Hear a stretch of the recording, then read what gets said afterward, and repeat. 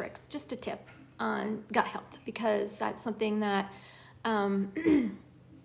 well, it's top of mind for me for a lot of reasons, and I'm sure a lot of us have been dealing with maybe, you know, like irritable bowel syndrome or colitis or even ulcerative colitis. My son has had ulcerative colitis for like 10 years, and he did do the, you know, the usual route, went and talked to doctors, got himself on some of those aggressive drugs. Those drugs are aggressive, and and he didn't like how he felt on them. And so he was really trying to find an alternative way to help his body. So he started going to a holistic doctor who put him on some really good probiotics. Now, that wasn't the only thing that he was put on, but he did have a really good probiotic. And that probiotic was like $100 a bottle.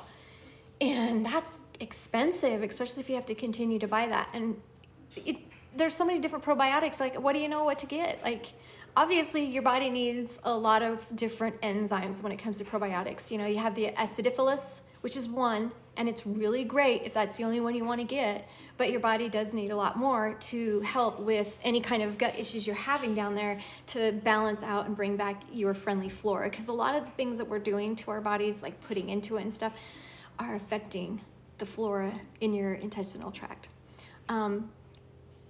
As a side note though, I will say that so my son has been in remission. He had his last colonoscopy a couple years ago, and they didn't see any colitis, ulcerative colitis, within his intestinal tract.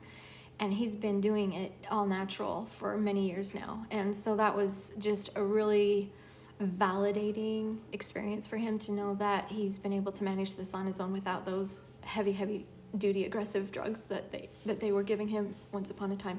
Anyway, so I want to talk about a probiotic drink that you can do at home. Cheap, inexpensive, delicious, nutritious. It's going to give your body all the enzymes it needs. It's got all the minerals. It's got vitamins K, vitamin E. It's got your vitamin B12. I mean, it's just a powerhouse when it comes to nutrition, and it's a powerhouse at getting your flora in your gut back to normal. And if any of you have ever taken antibiotics, you're probably aware that those antibiotics just pretty much wipe out all of that friendly flora in your gut. But what you might not have realized is the thing that's left in your gut that's not destroyed is yeast. And if you've ever experienced an overgrowth of yeast, or what they call candida, then you realize that that just wreaks havoc on your system, and it can mimic all sorts of different symptoms in your body just by having an overgrowth of yeast. You might feel like you have something else, but really truly it's this overgrowth of yeast. And yeast really loves to eat sugar. I mean, you guys know that when you put yeast in, I mean, I do a drink, kombucha is a good example. You know, you have your SCOBY. The SCOBY, you put a cup of sugar in your tea mix, and it's going to eat and feed off that sugar. Well, so does the yeast in your body is going to feed off whatever sugar you're giving your body.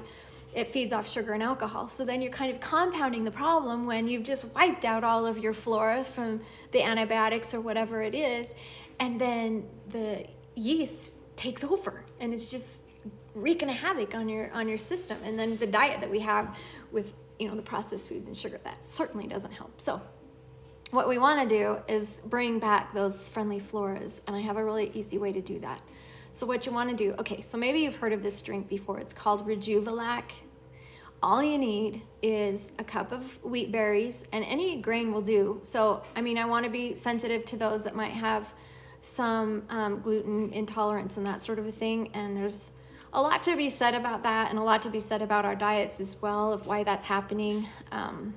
Some of the yeast that we use nowadays is not the best. So there's some evidence coming out that maybe it's not the wheat that's actually doing the actual berries, but what's happening when we process that and make our breads and things like that.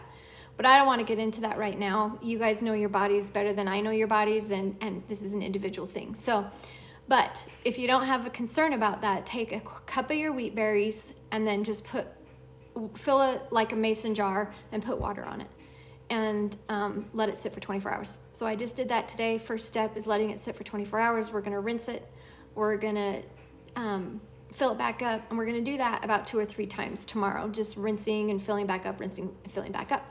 Then we're gonna let it sit for another 24 hours, and then it should be nice and bubbly and packed with all these enzymes and minerals. And so you discard your wheat and you take your drink, and that is the Rejuvelac, and that is what's gonna help restore your flora like no other. It'll just make your gut feel so much better.